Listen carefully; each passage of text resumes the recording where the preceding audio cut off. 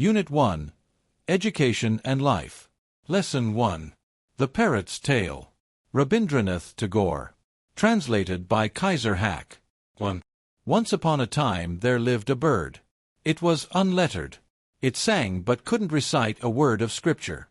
It hopped and it flew but lacked all sense of manners. The king said, "Such a bird is of no use.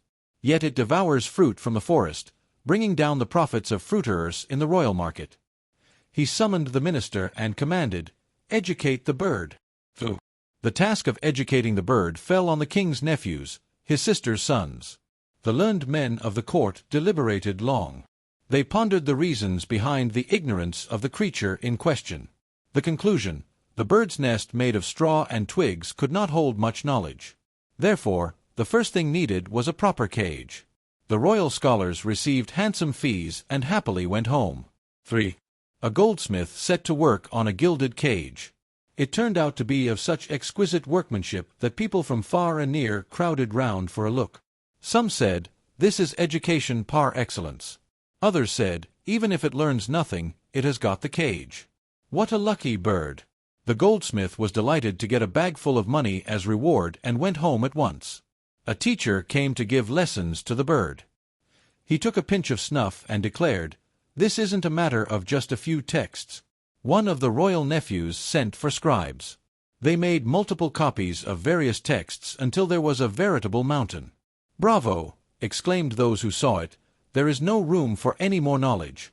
The scribes loaded their wages onto bullocks and merrily headed home. They would never again want for anything. The nephews were constantly busy looking after the expensive cage. Repairs were always underway. Anyone who saw the endless dusting, wiping, and polishing had to agree that there was marked improvement. A large maintenance crew was needed, and more personnel to supervise them. They all got handsome monthly salaries, which they saved in their wooden chests. Even their cousins came to live with them in cushioned comfort. For the world is short of many things but not detractors. They said, "The cage looks better no doubt, but has anyone taken notice of the bird?" This was reported to the king. He said to a nephew, "What's this I hear?" "Your Majesty," replied the nephew, "if you wish to hear the truth, summon the goldsmiths, the scholars, the scribes, the maintenance crew, and their supervisors.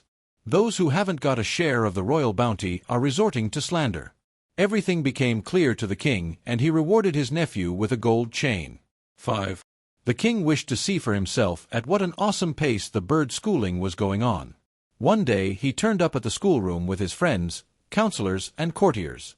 At once the musicians at the gate struck up on their many wind and percussion instruments. The teachers shook their sacred tufts of hair as they loudly chanted mantras, and all the workmen, laborers, goldsmiths, scribes, and their numerous cousins raised slogans in praise of the king. A nephew commented, "Your Majesty can see how things are going on." "Astonishing," replied the king. "The din isn't negligible." "Not only the noise," said the nephew. "The meaning behind it isn't negligible either." The king was pleased and walked out of the gate to mount his elephant when one of the fault-finders, who had been lurking behind the bushes, shouted, "Have you seen the bird, Your Majesty?" The king was startled. He said, "There. I'd forgotten about it. We haven't seen the bird." He went back and said to the teacher, "We must see the manner in which you conduct the lessons." A demonstration followed. It pleased the king no end. The manner was so advanced that the bird was hardly visible. It seemed not at all necessary to see the bird. The king was satisfied that there was no flaw in the arrangements. Inside the cage there was neither any grain nor a drop of water. Only reams of texts were being torn and the pieces of paper thrust into the bird's mouth with the point of a quill. Not only had the singing stopped, there wasn't even scope for screeching. It was thrilling to watch.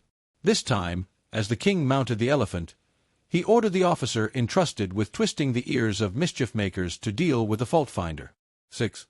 Predictably, the bird weakened with every passing day, and lay half dead.